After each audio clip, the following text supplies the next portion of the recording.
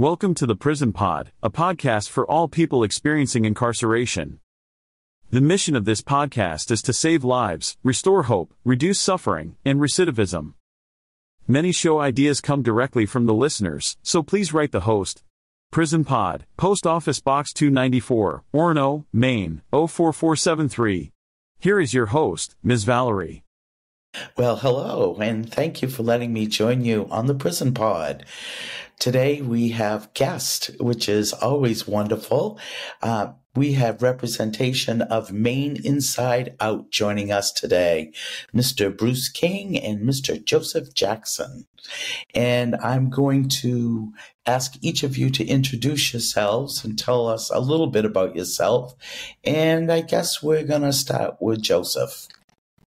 Well, yeah, thank you, Valerie. My name is Joseph Jackson. I'm the Director of Community Programming with Maine Inside Out.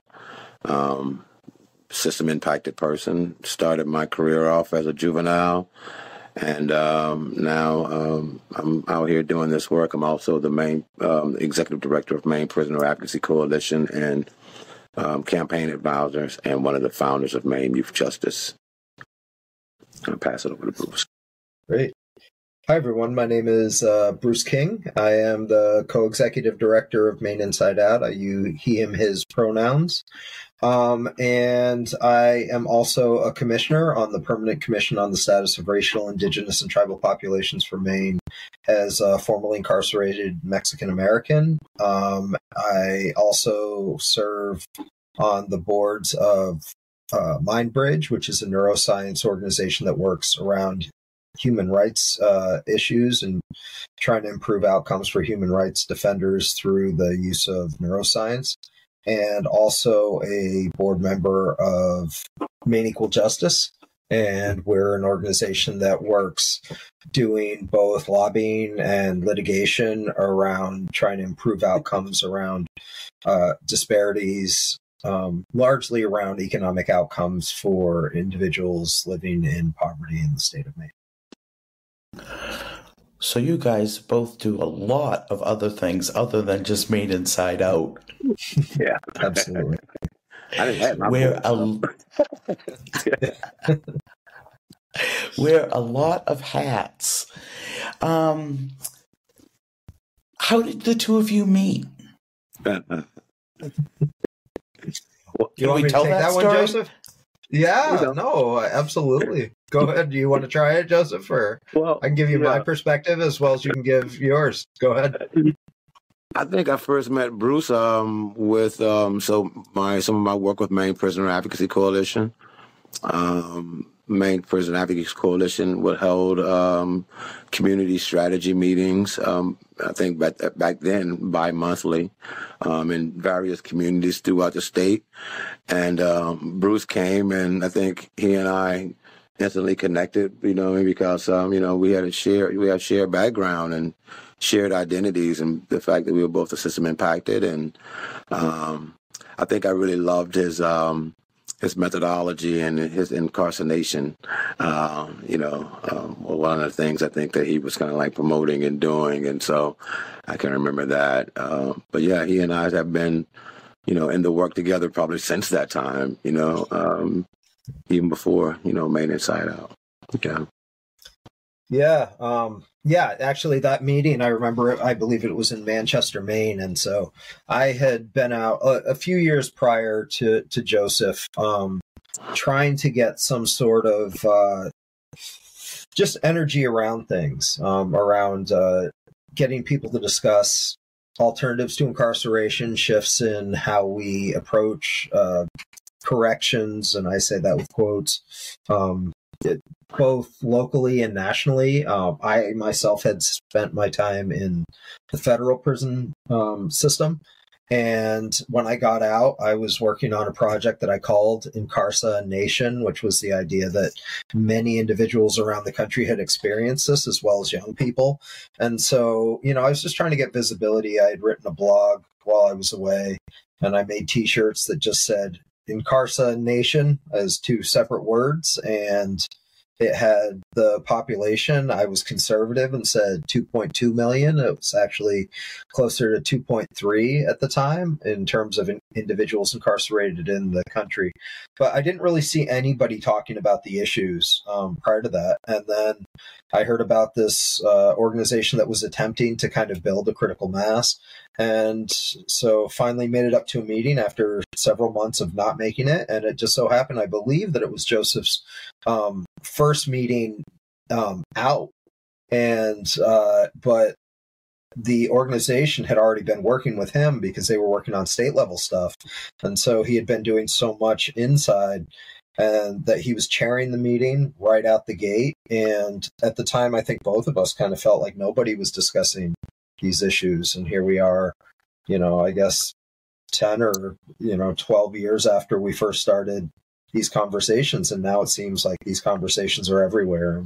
So I believe that we are a little small part of that bigger critical mass that has built up over this time. Absolutely. What are the situations here in Maine with youth incarceration? I know that the Mountain View is no longer used for youth here in Charleston. How about the facility in South Portland? And what is being done to intervene with other programs other than incarceration that you're aware of? Wow, that's a big question. I'll just start to say that, youth incarceration remains a problem. I think that when Bruce was talking about when we first met, that population hovered between 170 and 200 of young people. Today, that number is drastically lower because of the light of the advocacy we've done. Particularly, they have regional care teams now that, are looking to place young people, and giving them what they need in the communities where they come from. There's a lot of diversion, so to keep people out prior to going to youth facilities. I think because one is, what we determined was that many kids were in the facilities that didn't have a place to go. So they were just being in prison for not having a place to live. There were a huge segment of kids that were coming directly from the mental health sector, and particularly directly from in-care, residential mental health places. And then, lastly, and which was some of the things that we've curtailed a little bit. And then I think lastly, we were incarcerating girls for being victims of sex trafficking. And so, raising those awareness about the way that we were treating kids and what we were doing, I think it was, led to some changes in the way that we kind of view it. Everybody, prison shouldn't be the one stop for everybody, And so, I think that some of those initiatives and, direct conversations with the Department of Corrections, with the Department of Health and Human Services, have been paying off over the years. I don't know if you would add something else to that, Bruce. Yeah, I think a few things to just name out loud is that though we're talking about Charleston being no longer a youth facility, in some ways it is. So we actually in Maine Inside Out, we do work, we have a program in Charleston. It is no longer called particularly the youth facility that it is. But our program is specifically there with 18 to 25-year-olds. And so I think one thing just to submit around that issue is that the idea of youth, I think, needs to be expanded. And I know I had mentioned Mind Bridge and the work that we do. And when it comes to, kind of the latest science around the development of the brain, is that we're seeing that individuals don't really enter. First of all, we've realized that the brain continues to develop throughout life, and that's actually very new, and it's very important. Before, we believed that the brain basically stopped developing right around 18. It was fixed. Neuroplasticity, which is the ability to create new neural pathways and develop new ways of thinking, was kind of thought to be stagnant. We've realized that isn't the case. And additionally, we found that the brain, in terms of adolescence and youth development, actually continues well into the mid to late 20s. So what Charleston does, and I'll give a little bit of credit to the DOC recognizing that and incorporating that, to recognize that though individuals over the age of 18 are tried as adults, that they may have different potential and different needs than the general prison population as general adults. And so there is a housing unit that is up there that is really focusing on that age group.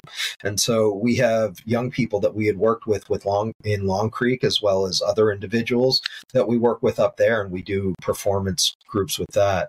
Our modality that we use with Maine Inside Out is Theater of the Oppressed, and we create original plays with individuals. It is acting for non-actors, but it is a means by which they get to tell their stories and create dialogue, and that's the most important component. So I'll say that that's really been kind of front and center when it's come to all of our work. It's using theater, but also really focusing on how do we shift conversations. And then to rewind a little bit, when we started, long prior to the time that I was a part of Maine Inside Out, and also even Joseph has definitely been a part of the founding and development. But like 15 years ago when we started in Long Creek, people were being housed there for many reasons, as Joseph just alluded to. And the number was between like 250 and 300, right around there. Like the numbers were really high in terms of the individuals that were being housed there, and they were all young people. And so today, through the work, I believe, that has come out of both Maine Inside Out and Maine Youth Justice. Joseph is one of the founders, as he mentioned, as well as one of the advisors there, and I serve on the executive committee. We're working to change the way that people approach intervening in the lives of youth, and utilizing any sort of criminal charges, as well as all that goes along with that. And so these days we're looking at a number that hovers around 20. It can be in the teens, it can be in the mid-20s, but that's what we're seeing as far as youth that are there. And I think that the work that Maine Inside Out has done publicly, as well as Maine Youth Justice has done publicly, has really shifted how legislators, policymakers, and the general public approach intervening in the lives of youth that need some sort of intervention. And we continue to work on those issues to try to find ways to recognize that young people are still developing.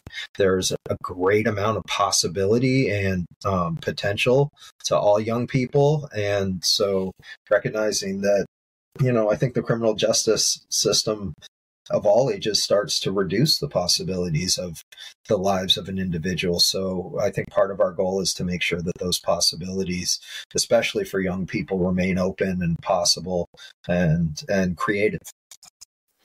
One of the things that I thought was beautiful about Maine Inside Out is the fact that the youth are telling their stories, and the fact that the people who see them can see them in a different light.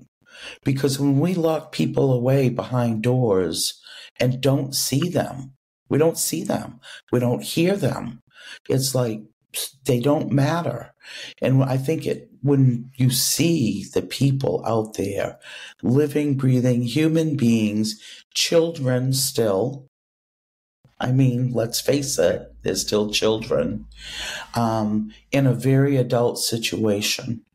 And one of the things that I noticed in the last years has been addressing the trauma. Almost everyone that's incarcerated in this country has experienced trauma. And then the arrest trauma, the court trauma, going to prison trauma, and the layers upon layers upon layers that happen. And when you have children that have been through this trauma and they don't have the tools and the skills to navigate that world, that's one thing I see that you really help them find through the interactive theater, to the importance of telling the story. If either one of you might address that. Well, I appreciate, first of all, I appreciate how you were framing that the work of, working with young people addresses trauma. Because when we're talking about these institutions, particularly prisons and correctional settings, I mean, everyone that within is being exposed to trauma, right? And so I think for me, when I think about the work that we do with young people using artwork, there's a restorative and healing aspect to art because, you know, I mean, you create, you begin to think outside of yourself. You can pull it outside of yourself and now re-examine it with other folks. So I think that was one of the real benefits of kind of like not only empowering young people to get on stage to share their stories, right, which is also an aspect, but also being able to kind of like pull this thing out of themselves, look at it for what it is, and maybe, you know, be some sort of healing modality, you know, coming out of it. I think, and just lastly, I'll just say, I think the other aspect of it is that these young people are creating stories about their experiences and perceptions, which also include being on the inside. And so when the other component of the theater of the oppressed that, you know, is not mentioned as much is that it's not just to be watched, it's to be experienced, right? And that the audience member becomes like spectators in a way, and particularly if they're decision makers, begin to see and look at what these young people are saying about their experiences, about what's happening in their lives. And then hopefully, you know, I mean, if they have the power to do so, make some changes so that way that we can reduce the amount of trauma that they are being exposed to. I think that for us, all of these are like aspects of what we do this. But we really need to bring their voices to the table because they do have the experience and they experience it differently at different age levels. Exactly. That's one thing I was really glad to hear about with Charleston. And I forgot that they had, originally they called it the Young Offenders Program, but I think they've changed that title. When I first started doing prison work, we kind of divided it, and I worked with the 18 to 27-year-olds, and the other gentleman who went in with me worked with the older population. And I saw the difference immediately, that the needs were different, and that level of development and social skills and all of the things that you need to navigate life have been stagnated, because they go in so young. And it's so great to see programs like this that are healing and educational. And as you said, the audience experiences it. Yeah, and if I can just interject, like a lot of our work now has kind of shifted. We continue to be in Charleston. We have intentions to continue. We are continuing that program. We're currently working on yet another. I believe it may be our third production that we've done with these young people. If not, yeah, I believe it's our third up in Charleston.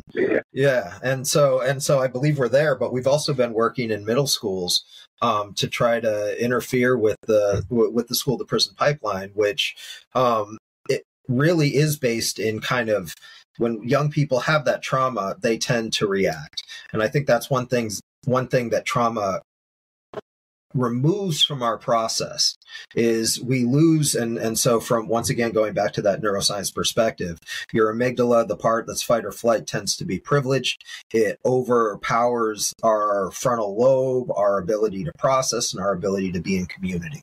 And so the frontal lobe is really, when we look at the evolution of our relationships, that's what's made us successful as human beings, is our ability to be in community with one another.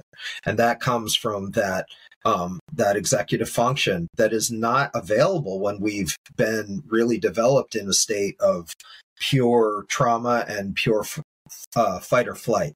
And so when we're in a state where we feel like we're being heard, where there is an exchange of ideas, both with the audience, the performers, and everybody in the community, that community becomes developed. And that is something that we are trying to instill within the young people in hopes of interfering with the process by which they just react. Because otherwise you're in a state where anytime you feel threatened, you're likely to do something impulsive. And the legal system, whether it's right or wrong, and I think there's a lot of reasons to say it's wrong, is that we tend to really attack individuals who act out of impulse. We do see some people being, charged around charges of premeditated issues that have had long processes of, okay, I'm going to make this decision. But the majority of things that people get prosecuted on are things that have taken place in split-second decision-making. And so that's something that becomes possible once we become a community becomes possible once we recognize that we're being listened to and that we can have conversations. Like if I know that you're listening to me, I'm less likely to just run up and punch you in the face because you're insulting me. Yeah, right. And so this is where transformative and restorative processes become possible, but they're only possible when we believe that we are in community with one another. And our brains know that trauma takes that away from us. And so community gives us that back. And so a big part of what we do, our mission explicitly is to build a world where everyone matters and belongs. And belonging implies a connection to community. So that's really at the core of the work that we do. Yeah, go ahead, Joe. Well, I just wanted to add, I mean, us being in school is intentional. I think one of the things that we saw going into Long Creek was 100% of the kids had been suspended. And so when you begin to see that 100% of the kids have been suspended, then we know where the intervention level lies. It lies when we first start identifying the young people getting in trouble. So that was one thing. And the other thing that was quite shocking is when we first started going into Long Creek, they had no minimum age for which they could incarcerate a youth. And so we were seeing kids as young as 10 and 11 being taken and thrown into prison. Fortunately, one of the things that we've been able to accomplish is to get that age level raised to 12. 12 still feels mighty young, doesn't it? And detained at 14. So now, you know, as a state, what we're doing is holding kids as young as 12 and 14, and then to the time that, you know, up to 21. And so, and then seeing the number also fuel the adult prison system, because 50% of the young people, at least 44%, commit reoffend within the first year of being released. So for us, you know, it's really intentional to really go to the front line, to the gate, where we're seeing young people start to get in trouble. And so the age group we're actually working with is that age group that can actually go and find themselves incarcerated. I have a question. Do you find youth that have incarcerated parents, is that a higher risk? Do you see that in Maine, that, you know, how many youth are actually affected that have an incarcerated parent? I'll let you answer that. I think, you know, I think there's multiple answers to that. And I think with Maine, we definitely see it. And I think this is where some of the racial and cultural divides kind of start to develop. You know, a lot of the young people that we work with, and I've been working not only through Maine Inside Out, but I also used to work at Tree Street in Lewiston. I've worked in other capacities in Lewiston that has a large immigrant population. So a lot of those young people came from fairly traumatic experiences, intergenerational trauma, which, you know, if we want to get really deep, and sorry to keep bringing it back to this neuroscience component, but I think it's really important. You know, we're seeing that intergenerational trauma can really impact the outcomes of young people, and also individuals who are being raised in a community that their parents don't really know how to navigate, and therefore the people that they're looking to for direction may be struggling in different ways. You know, so it can be really challenging. And so we're finding like a lot of young people from those communities being disproportionately, and I'll say misunderstood, and therefore finding themselves in situations where their needs are not being served, and thus they are seeking other outlets, and those outlets can often find themselves getting caught up in the criminal justice system. Closely aligned with poverty. And so having, you know, intergenerational poverty definitely increases one's ability and, you know, and likelihood of having system impact of the criminal justice system. And you make a huge point there with poverty, because there's so many levels of things that happen with poverty, from just having a quiet place to sleep at night, to having a safe place to live, having food on the table. Those are just the underlying things. And then you look at the schools in those neighborhoods. I'm appalled when I go online. I like to go on Google, to go and Google World, and you can zoom right into these different neighborhoods. Yeah. And when you see what the schools look like, that it's like they're just prisons. Yes. You know, they all have bars on the windows and they have metal detectors at the doors. And what kind of safety environment do we have for our children when that's what they have to go through?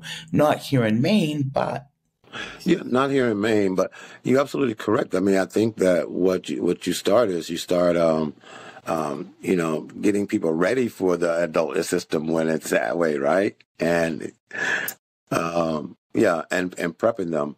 I think, for me, like when you start thinking about the other aspect of poverty, it's like, it's not just when you're talking about those schools, it's like the lack of resources. So even when we see a kid get in trouble, there's no resources for them versus if it's a wealthy school and we notice a kid get in trouble, then all kinds of resources are sent at that child to say, what's wrong with you? What's going on? Let's figure this out. What do you need? But that's not what's happening in the poor school, And so I think that, definitely want to just continue to harp on that, connection to poverty and the association of poverty and incarceration. I think a lot of the children coming from other countries deal with that also. And I wanted to bring up the bullying.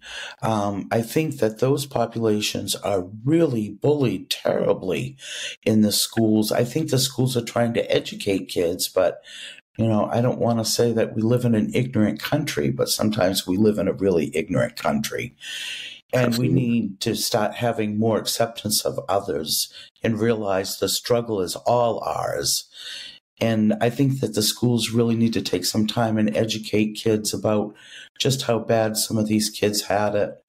And then they come here and we torture them too,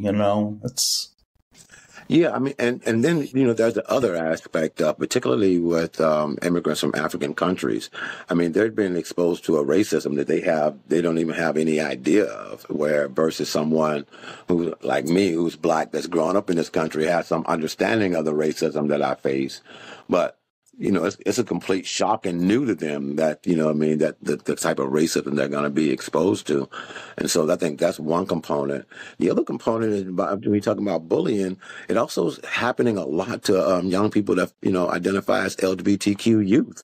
And so there's a lot of bullying that happens there, and disproportionately they find themselves system impacted in the system and touched by the criminal justice system, which also has huge components, right, around, what gender even is, right? And so, and how the harm that causes that population. So, yeah, just want to make sure we're lifting that up, particularly when we're talking about bullying.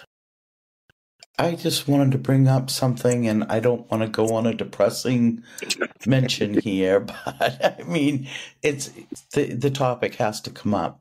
I know that both of you, as I have, we've lost some of those we've worked with along the way for various different reasons.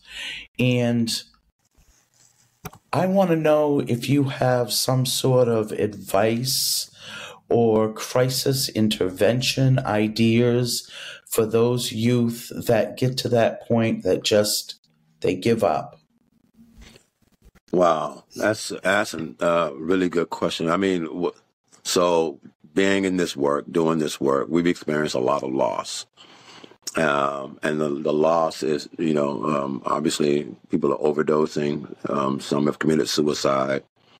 And then we're also losing people to the system as well. So we're watching all of these losses play out. I could tell you that at Maine Inside Out, we have all different types of programming where we do mutual aid. What we try, we know that people are living in poverty, so we have a little bit of money that we can help, provide some folks that are in crisis, emergency funding, for when people need some emergency crisis funding.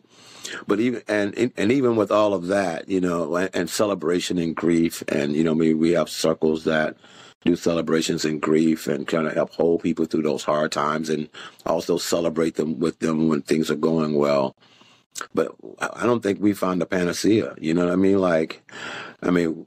As system impacted people, both Bruce and I serve as mentors and have mentored and guide and try to give the best advice we can and try to be there when the crisis is happening, and yet we still lose folks. So don't know the real answer to that, but just know that we haven't given up trying to figure it out, you know what I mean? But it's definitely, one of the things that makes this kind of work hard is because, we're developing relationships with folks. So as we're developing these relationships, we're also going through the highs and lows with them. And it's highly emotional work where it takes an emotional toll because it's hard not to take on the hard stuff. I think that's also, everything that Joseph said is absolutely on point. And I think this is also where the audience has become a really important component of the work that we do. I want to ask you about the Maine Youth Justice. Yes. So Maine Youth Justice, we founded Maine Youth Justice about 5 years ago. As a campaign to close the only youth prison. Basically, realizing that all the things I was saying earlier about who we were incarcerated and the way that we were going about youth incarceration was wrong. And then the last thing I'll just say is, why should accountability look the same for kids as it does for adults?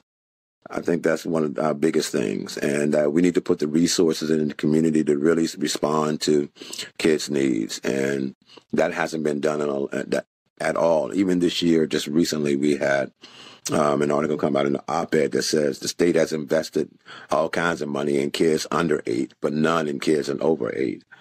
And that money that's been invested in kids over 8 is going to that youth facility out in South Portland, which right now is about, draining $18 million a year from taxpayers in the state of Maine, but yet only now holding less than 30 kids. So if you do the math, 18 million and 30, that's a tremendous amount of money to spend to incarcerate young people. And can you imagine if some of that money trickled back to the families that those children come from, since we know that it starts with poverty? Absolutely.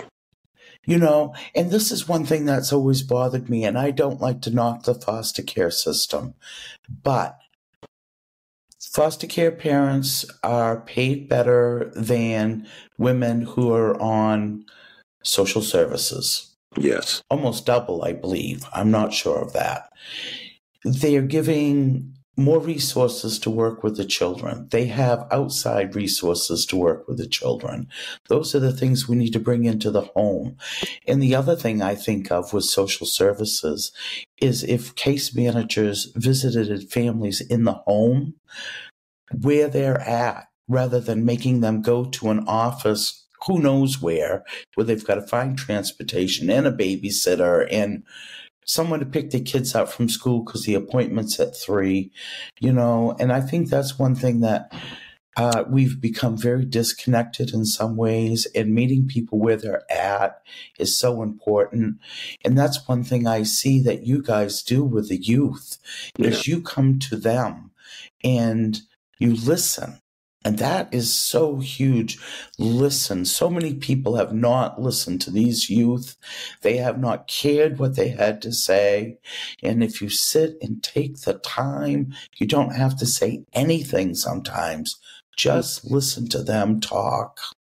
Yeah, no, absolutely. I mean, you got to create spaces, trusting spaces, safe spaces for young people, and develop the trust and relationship so they can speak freely and talk about what's really going on with them, because they need to be sure of you first, right? Before they say it. I think that's one. But, even talking about Maine Youth Justice, so Maine Youth Justice has all youth. So everyone that's currently serves as staff, except for me, the old head, are under 26. And so I only serve as the advisor. And one of the reasons why we do that is because I could, when I pull them into like the advocacy world of adults like to tell young people what can't be done, right? Because we've learned that what can't be done. But young people don't know what can't be done. And therefore, anything can be done because they just have such, high aspirations. And then the last thing I'll say is, like, most major movements that's ever happened, social movements that have happened in this country, have happened because young people have been engaged and have been, out protesting and marching and doing the things that, raise awareness around the issues that they want to confront. And so, yeah, major movements have happened in our society based on, the actions of young people. And unfortunately, we as adults stifle their voices. Yeah, we try. They talk back. I understand there's a level of respect there, but children who talk back usually know how to stick up for themselves. Yeah. It's the ones that always do what everyone else tells them to do. Those are the kids that are going to be led down the wrong road, because they never made any decisions on their own. Yeah. So. No, definitely want to just continue highlighting, creating platforms and spaces that young people's voice can enter into, particularly spaces that, where decisions are being made about them, right? We're making decisions about young people and not even talking to young people. So, which really makes no sense to me. Mention around the importance of the audiences, which I know, Joseph, you had been talking about too. And, I think, and it's a point that actually we, our friend Brandon Brown, who may have been on the podcast before, and if he hasn't, I'm sure he will be. He talked about the fact that we spend a lot of time when it comes to reentry. And, of course, he was speaking around adults, but he's also the head of, he's also the new campaign manager of Maine Youth Justice. So he's working with us around these issues as well as working with young people in Long Creek. And, one thing that he said is that, with reentry, we focus so much around getting the individual ready to reenter society, but we spend very little time working on getting society ready for the reentering individual. And I think with young people, that's an even more important component. And I think that's something that our art does, is that our art really creates a dialogue where people who are part of general society, who may have no contact with the criminal justice system, the youth development system, any of those things. And it brings them into the conversation of, okay, these are our young people. These are the future of Maine. How do we create a situation that is going to be empowering and hospitable to individuals who may have a little bit more work to do and may need a little bit more assistance? And actually, before this, I came from, I've been on the board of Maine Inside Out for 5 years prior to stepping into this role 3 years ago. So Maine Inside Out 8 years ago. But during that time, I was working in other capacities, and I was working largely with workforce development. And I hate to say it, but one thing that really changes hearts and minds is the economy. And here we are in the oldest state in the union, the whitest state in the union, going back and forth with Vermont, and we constantly seem to be, running neck and neck. And lo and behold, we're running in a situation where we're running out of the labor base. And all of a sudden people are coming to me left and right, oh, I know you're a returning citizen and you're working with returning citizens. That's a labor pool that is one of the last labor pools that exists. How can we access your people? And how can we access the young asylum seekers that you're working with and that demographic? And so I hate to say it, but I think that economic pressure has led us to a place where we can have different dialogues than we were before. I hate the fact that it takes people's, wallets and pocketbooks to start opening up those conversations, but here we are.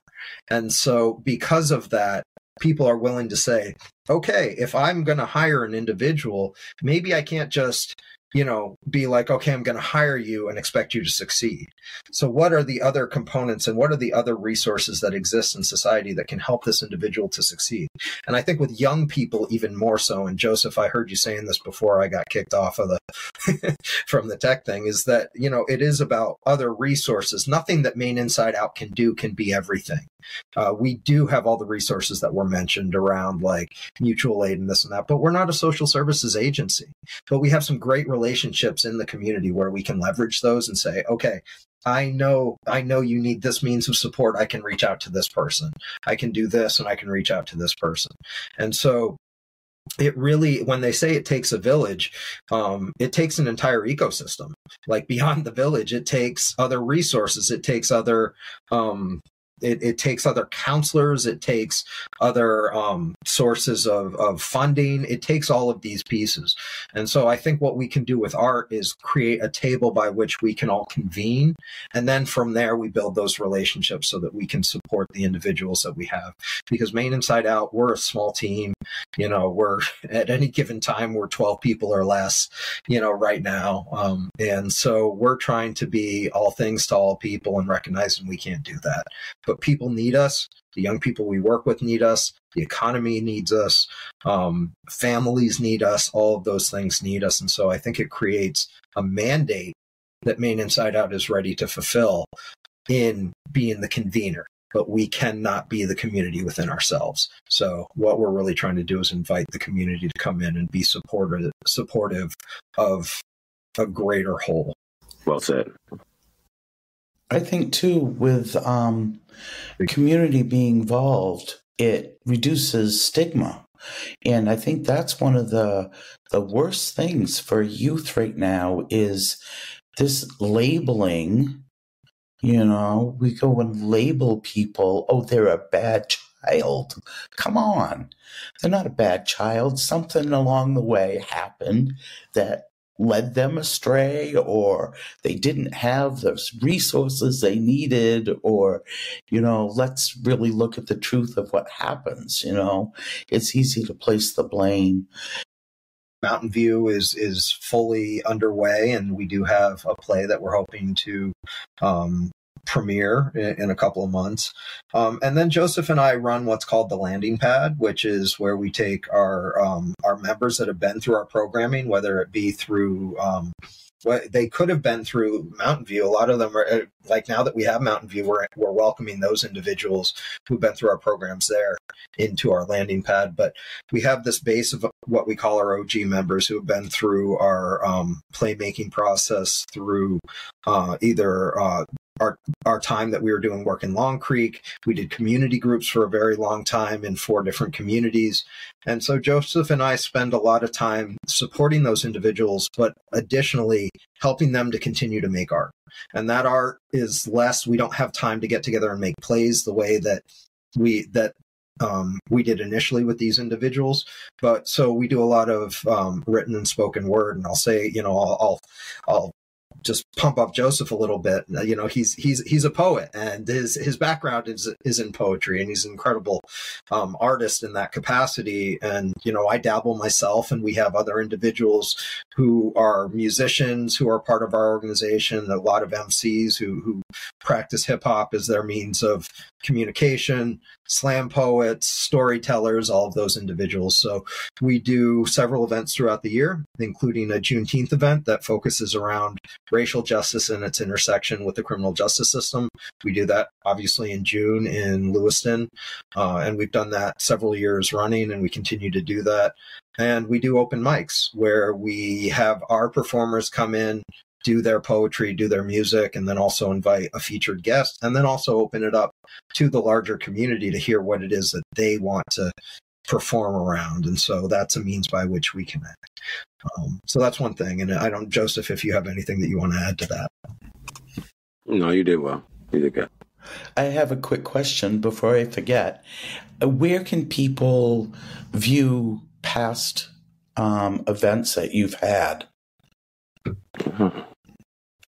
Well, we have they did look Maine Inside up on YouTube. We have some stuff that will pop up for them, so you can get to see past films that we've created, talking about past shows. I don't know necessarily that we have a whole lot of plays that we have recorded, but I think some of our films incorporate some of those plays. So yeah, you can just look up Maine Inside Out on YouTube, and you should be able to pull some stuff up. Okay, and how about people that are in the community? All of us adults out here that are listening to you, or people that are inside listening to you, what can we do to support the work that Maine Inside Out and Maine Youth Justice and Mindbridge, all of these organizations, what can we do? Well, I want to say go to MaineInsideOut.org, and if you can, hit the donate button, and Maine Prison Advocacy Coalition .org, hit the donate button, and MaineYouthJustice.org. hit those donate buttons. And you know me, and with Maine Prisoner Advocacy Coalition, you can volunteer. We have community strategy meetings that happen once a month, the second Saturday of each month from 10 to 12 at Maine Inside Out office. And so that's also available by Zoom, and and come to our open mics. And and I guess lastly, November 3rd, there will be a performance held at Mountain View Correctional Center that's open for the public. And so if somebody wants to go, please reach out, because there's some security clearance stuff, but it'll be a public showing of that theater. And then lastly, we're not currently in the schools this fall, but starting in January, we'll be back in there. And so around April, be looking forward to teenage shows. I'll go back to that theme of community, which is, if you want to support us, and I don't know if Joseph already named this, come to our performances, be in contact, be in community with us, support a young person that the young people that we never see are young people that have found support elsewhere. And so be a part of that elsewhere. I think that that's vital. We have amazing programs throughout the state that are doing that stuff. I was a skateboarding kid, and so I'm looking at what's going on in like the Bath skate park, which I was doing a lot with Jamie Dorr, and looking at other stuff that's going on in Rockland, and looking at stuff that's going on, and also the adult recovery community, because many young adults are finding themselves there as well as full adults. So recognizing that pitching in different capacities, even if it's not directly with our organization, is helping to be preventative and engaged, and also recuperative after the fact too, whether we know you're doing it or not. You're out there doing it, and we appreciate it. October 19th at the Afro Taste Restro on Main Street in Lewiston is our next open mic from 5:30 to 7. Show up and come be with us in the community. Yeah, share some art. Yeah. Beautiful. Oh, and I do want to say too that Maine Inside Out, I don't know if you still have them or not, but you had some great hoodies on there. It's getting chilly out. I sport in one, I tell you. We'll be at the recovery rally this weekend in Lewiston. We may have some there, and also if we hear a mandate, we'll print more out. Yeah. All right, great. Hey, I want to let my listeners know we've had Joseph Jackson and Bruce King here today from Maine Inside Out. I want to thank both of you. Even though we had some technical difficulties, I'm sure we'll have a great piece in the end. Sounds good. I just want to plug, I remember when you were starting this, and you were working with Professor Caniff or whatever it is that he went by, my buddy Jason, and so great. And I hope people continue to tune in and listen. Yeah. And thank you. You have been listening to The Prison Pod, a podcast not just for those in prison but for anyone who has been affected by incarceration. Ms. Valerie would love for you to write to her with your questions, comments, and show ideas. The address is Prison Pod, Post Office Box 294, Orono, Maine. 04473.